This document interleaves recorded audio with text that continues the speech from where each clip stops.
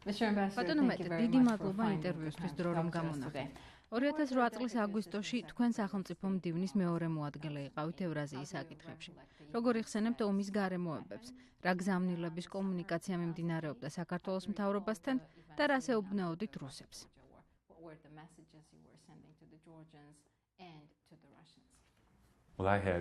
I was in that position for 3 years before that and then ამ პოზიციაზე ომამდე 3 წლით ადრე დავინიშნე. მანამდე კი მსგავსი თანამდებობა მეკავა პრეზიდენტი ბუშის აპარატში.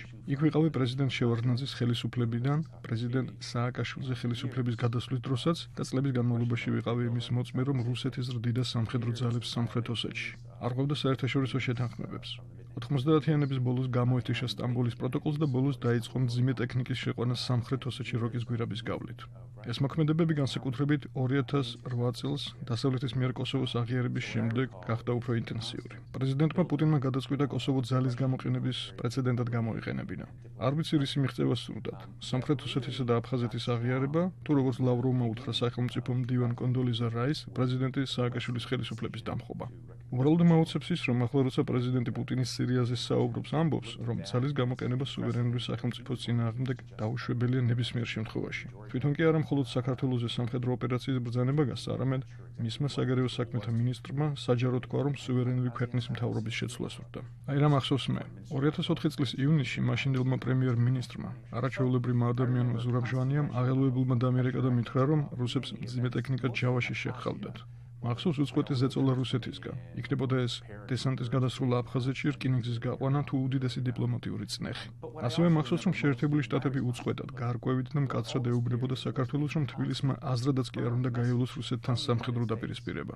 ეს გზავნილი იყო მკაცრი და ზოგჯერ უხეშიც კი. ჩვენ ვეუბნებოდით, რომ თუ წამოიწყეთ სამხედრო დაპირისპირება, წააგებთ. საქართველოს მოგების არანაირი შანსი არ აქვს. მთლიანად განადგურდება ის დანაყოფები, რომლებიც ჩვენ ავჭერვეთ და გავწვრთენით. გაქრება ნატოში გაწევრიანების უმცირესი შანსიც კი და ჩვენ ვერ დაგეხმარებით. თვეების, წლების განმავლობაში ვაგზავნიდით ამ მესიჯებს საქართველოში. ასევე ვესაუბრებოდით რუსებსაც და ვეუბნებოდით, რომ რაც უფრო ინტენსიური იქნებოდა მათი მხრიდან ზეწოლა თბილისზე, მით უფრო ნაკლები საშუალება ექნებოდა ამერიკას საქართველოს თავის შეკავებაზე დაეყოლიებინა. 2008 წლის ივლისი იყო, როცა ჩემმა რუსმა კოლეგამ მითხრა, რომ მომდევნო თვენახევრის განმავლობაში მთავრობაში არავის ეცალა საქართველოსთან დაკავშირებული სამშვიდობო გეგმის განსახილველად. აი მაშინ უკვე ვიცოდი, რომ არაფრის გაკეთება არ უნდათ, იმიტომ რომ ომის დაწყება გადაწყვეტილი ჰქონდათ. საქართველოს არაფრის გაკეთება შეეძლო ამის თავიდან ასაცილებლად. My Russian counterparts said we're totally unavailable for the next month and a half to discuss your new peace plan for Georgia. Then I knew they weren't going to talk to us because they decided they're going to war. And so, yeah, there was nothing really the Georgian government could have done to avoid it, I think. What, in your opinion, was the strategic goal of Russia? თქვენი აზრით, რა იყო რუსეთის სტრატეგიული მიზანი? The real strategic goal was clearly achieved by Russia, which was to prevent Georgia from moving toward NATO membership. ჩემი აზრით, რუსეთმა სტრატეგიულ მიზანს მიაღწია ეს საქართველოსთვის ნატოში გაწევრიანების ხელი შეშლა იყო. მახსოვს 2008 წლის ზაფხულში მედიაციის ერთ-ერთ შეხვედრაზე ნატოში გერმანიის, საფრანგეთის და დიდი ბრიტანეთის ელჩებთან ოთახში მარტო დავრჩი. ვუთხარი, რომ რუსები რაღაცას აპირებდნენ და ჩვენ ოთახში მყოფ ადამიანებს შეგვეძლო მათი შეჩერება. ვუთხარი, რომ მიგვეცა საქართველოსთვის რაიმე კონკრეტული გარდა მუდმივი გამეორებისა, რომ ძალა არ გამოიყენებინა. აგვემოქმედებინა დიპლომატიური პროცესები, რომლებიც აფხაზებსაც ჩართავდა პროცესში. მაგრამ ჩვენი ევროპელი პარტნიორები მზად არ იყვნენ საქართველოსთვის ის გარანტიები მიეცათ, რომლებსაც საქართველო ასე ელოდა. მართალი გითხრათ, მაისამდე არც ვაშინგტონი იყო მზად ამ გარანტიების მისაცემად. And Washington wasn't, until May of 2008, wasn't willing to provide such assurance either. What do you make of it, though, especially from Washington? If Washington was and President Bush was one of the რას უკავშირებთ ამას? პრეზიდენტი ბუში საქართველოს ნატოში გაწევრიანების ერთ-ერთი ყველაზე აქტიური მხარდამჭერი იყო, მაგრამ თქვენ ამბობთ, რომ ვაშინგტონი მზად არ იყო საქართველოსთვის უსაფრთხოების გარანტიების მისაცემად. რატომ? What's the reason for that? That's a great question. First of all, Americans in the Bush administration, or the Clinton administration, came to love Georgia. ეს ძალიან კარგი შეკითხვაა. პირველ რიგში მინდა ვთქვა, რომ როგორც პრეზიდენტი კლინტონის, ასევე პრეზიდენტი ბუშის ადმინისტრაციას საქართველოს ძალიან უყვარდა. შეუძლებელი არ გიყვარდეს ეს ქვეყანა, ხალხი, ბუნება, სამზარეულო, მუსიკა, ყველაფერი. უცხოელისთვის საქართველო რომანტიული ადგილია. საქართველოსთან ამერიკას ემოციური კავშირები ჰქონდა იმის გამო, რომ ეს იყო პატარა ქვეყანა, რომელიც დამოუკიდებლობის მოპოვებას ცდილობდა. ჩვენ ძალიან კარგად ვიცოდით თუნდაც შევარდნაძის მმართველობის დროს, რომ მოსკოვს საქართველოს დამოუკიდებლობა არ უნდოდა და რა თქმა უნდა, არ უნდოდა საქართველოს ნატოში გაწევრიანება. ჩვენი შეხედულება ასეთი იყო, რომ თუ ერთ ქვეყანას ნატოში შესვლა უნდა და ყველაფერს აკეთებს იმისთვის, რომ ალიანსის წევრობა მოიპოვოს, რუსეთს არ უნდა მისცემოდა საშუალება ამ ქვეყნის სურვილს ვეტო დაადოს. აი ეს შეხედულება ამოძრავებდა ჩვენს პოლიტიკას. გარდა ამისა, ამერიკას ვარდების რევოლუცია არ წაუქეზებია. ვარდების რევოლუცია მოხდა. ამერიკაში ბევრი მაღალჩინოსნის სურვილის საწინააღმდეგოდ მიხეილ სააკაშვილმა ხალხი ქუჩაში გაიყვანა. საფუძველი ჩაუყარა მოძრაობას, რომლითაც შემდეგ ხელისუფლებაში მოვიდა და მთავრობაში მოიყვანა ახალგაზრდა კადრი, რომელსაც განათლება დასავლეთში ჰქონდა მიღებული. მათ იგივე ღირებულებები ჰქონდათ როგორც ჩვენნაირად ფიქრობდნენ. ამერიკას უნდოდა ეს ადამიანები წარმატებული ყოფილიყვნენ არა საკუთარი თავისთვის, არამედ საქართველოს უკეთესი მომავლისთვის. ამავე დროს პრეზიდენტ სააკაშვილს ვაშინგტონში უყურებდნენ როგორც დინამიურ და ხანდახან იმპულსურ ლიდერს. მის შესახებ ვაშინგტონს ინფორმაცია მოსკოვიდანაც მოსდიოდა. ამ ყველაფერზე დაყრდნობით ამერიკაში ფიქრობდნენ, რომ ქართველები ახალგაზრდები და გამოუცდელები იყვნენ რუსებთან შედარებით და მათ გარკვეული შებოჭვა სჭირდებოდათ. ამიტომ ჩვენ ფიქრობდით, რომ საქართველოსთვის სამხედრო, ფინანსური თუ პოლიტიკური ზედმეტი მხარდაჭერა შეიძლება გამხდარიყო გადაწყვეტილების საფუძველი, რომელსაც ზოგიერთი პოლიტიკოსი პრეზიდენტ სააკაშვილის ენერგიულ ხასიათს დაუკავშირებდა. ამიტომ ვაშინგტონი და განსაკუთრებით ბერლინი ამ გადმოსახედიდან ალბათ მათი ეკონომიკური ინტერესებიდან გამომდინარე, ასკვნიდნენ, რომ რუსები უფრო გამოცდილები და პასუხისმგებლობის მატარებლები იყვნენ. ამით საქართველო მოვაქციეთ კუთხეში და ვუთხარით, რომ აი ამას არ გააკეთებ. ის კი არ გვიქვამთ თუ რა უნდა გაეკეთებინა იმისთვის, რომ ჩვენგან უფრო მეტი დახმარება მიეღოთ. Was putting Georgia in an impossible corner where we said, don't do this, but we didn't say, do this, and we'll help you until the very end. In retrospect, what do you think were some of the weaknesses of the Georgian government? რა იყო საქართველოს მთავრობის ყველაზე დიდი სისუსტეები ომამდე და ომის განმავლობაში? During the war, for certain, a weakness was that when the Georgian government appeared to become convinced that the Russians were launching an offensive into South Ossetia through the Rocky Tunnel, I guess some ომის დროს ის იყო, რომ 7 აგვისტოს, როცა საქართველოს მთავრობა უკვე დარწმუნებული იყო იმაში, რომ რუსეთს ჯარი შემოჰყავდა როკის გვირაბიდან, ქართულმა შენაერთებმა უკან არ დაიხიეს, როგორც ამას ჩვენ ვეუბნებოდით. მეც ამას ვეუბნებოდი მაშინაც, როცა საგარეო საქმეთა მინისტრი ტყეშელაშვილთან და სახელმწიფო მდივან კონდოლიზა რაისთან ტელეფონზე ვსაუბრობდით. ჩვენ ქართველებს ურჩევდით, რომ უკან დაიხიათ და მიეღოთ თავდაცვითი პოზიციები. ამ შემთხვევაში მთელ მსოფლიოს ეწოდინებოდა, რომ რუსეთის საქართველოს დაესხა თავს. დიდი შეცდომა კი ის იყო, რომ მას შემდეგ, რაც რუსებმა და ოსებმა ქართული სოფლების დაბომბვა დაიწყეს, საქართველო მათ ცეცხლი დაუბრუნა. საქართველოს რომ არ დაეწყო იერიში და დაეხია უკან, ქვეყანა ომის შემდგომ პოლიტიკურ ომს მოიგებდა. ქართველებს დაავიწყდათ, რომ ომი პოლიტიკის გაგრძელებაა. მათ ასევე იფიქრეს, რომ საომარ ოპერაციებში მოიგებდნენ. მათ ამის შანსი არ ჰქონდათ და რომს მოეგოთ რუსეთს პოლიტიკურ ომს მაინც ვერ მოუგებდნენ. აი ეს იყო კიდევ ერთი დიდი შეცდომა. ეგონათ რომ ომს მოიგებდნენ, მიუხედავად იმისა, რომ საქართველოს საუკეთესო ჯარისკაცები მაშინ ერაყში იყვნენ. ყველაზე დიდი შეცდომა კი ის იყო, რომ სრულიად არასწორად იყო გაგებული ჩვენი განზრახვები. ჩვენ სრულიად გასაგებად ვეუბნებოდით, რომ თქვენ არ ხართ ნატოში. თუ სროლაზე მიდგა საქმე, ვერ დაგეხმარებით. ჩემი პირადი გამოცდილებიდან ვიცი, რომ ომის დროს ზოგიერთ ქართულ მაღალჩინოსანს არ სჯეროდა, რომ ჩვენ სამხედრო დახმარებას არ აღმოუჩენდით საქართველოს. და ეს იმიტომ, რომ ასე ძალიან გვიყვარდა ეს ქვეყანა. ეს გიგანტური შეცდომა იყო. ჩვენ ხშირად გვაკრიტიკებდნენ, რომ საქართველოსთან ძალიან თბილი დამოკიდებულება გვქონდა, რომ ზედმეტ მხარდაჭერას ვაძლევდით, მაგრამ ის არ უნდა დაგვავიწყდეს, რომ საბოლოო ჯამში გადაწყვეტილებებს ქვეყნის არჩეული ლიდერები იღებენ და ამ შემთხვევაში მათ არასწორი გადაწყვეტილება მიიღეს. Ultimately, it's the elected leader who has responsibility to take the decision, and they took not the best decision. How far from რამდენად შორსაა საქართველო ნატოს წევრობისგან ამ ომის შემდეგ? Today, yeah, after the war. Far და ეს შორსა იმ პოლიტიკური მოსაზრებების გამო, რომლებიც არასწორია, მაგრამ ევროპაში დამკვიდრდა როგორც სიმართლე, რომ ომი საქართველომ დაიწყო. ეს ასე არ იყო.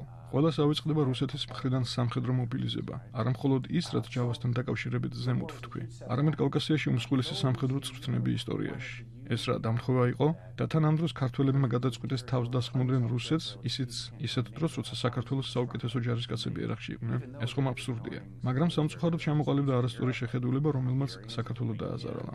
ომი პოლიტიკის სხვა მეთოდებით გაგრძელება ეს არ უნდა დაგვავიწყდეს.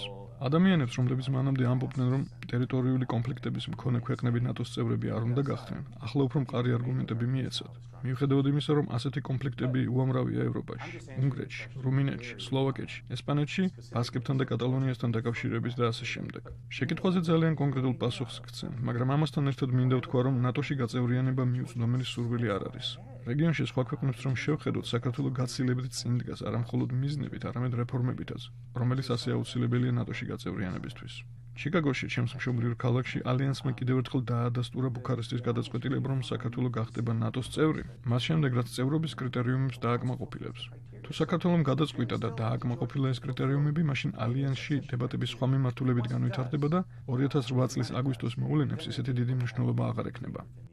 And then I think what has happened in 2008 will be seen in a much different light and maybe will carry less weight. No. What do you think about the narrative that the Georgian government or the parliament should investigate the circumstances? თქვენი აზრით, უნდა გამოიძიოს თუ არა საქართველოს ახლანდელმა მთავრობამ ომის გარემოებები? Do you think that will bring some benefit to the country, and to what purpose should that investigation be conducted?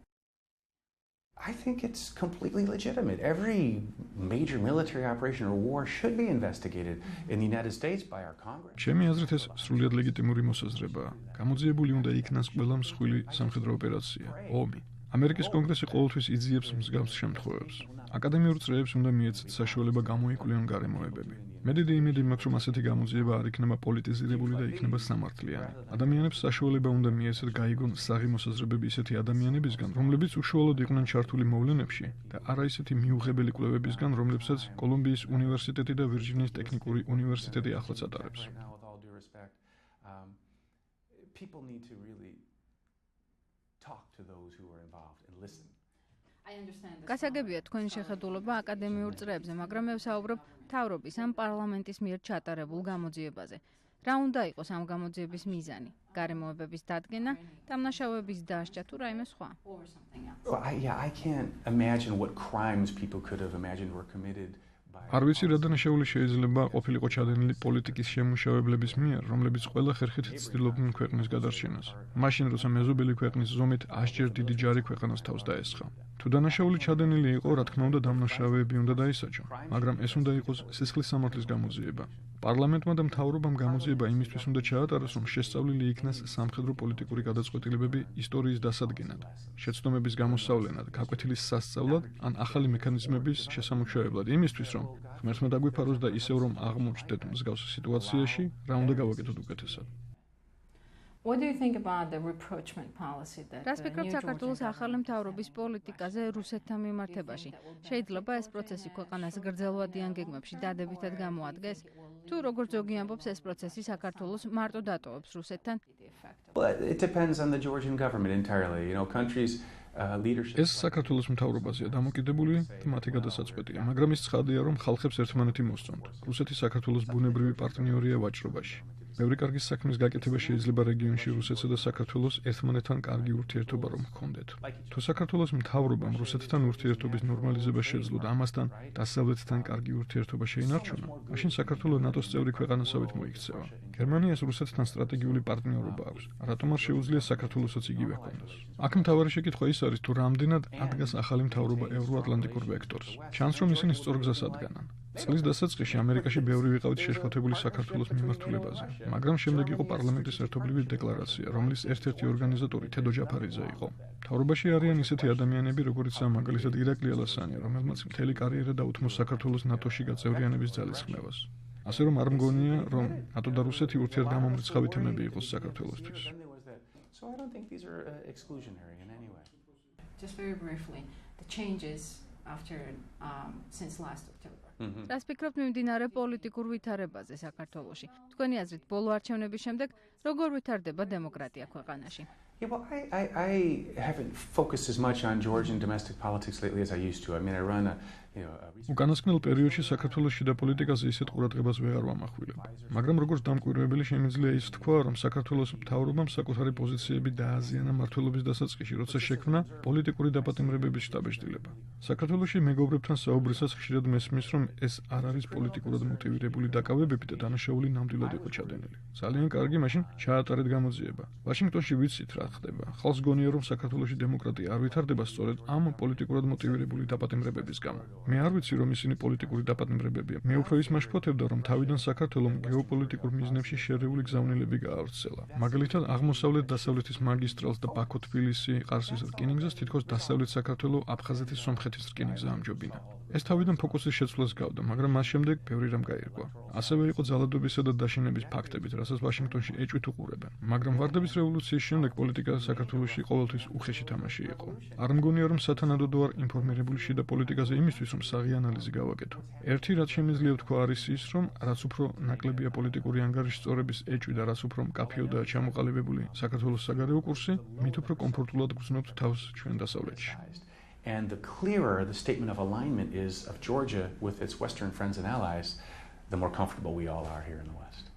Great. Thank you so much. Thanks. Yeah.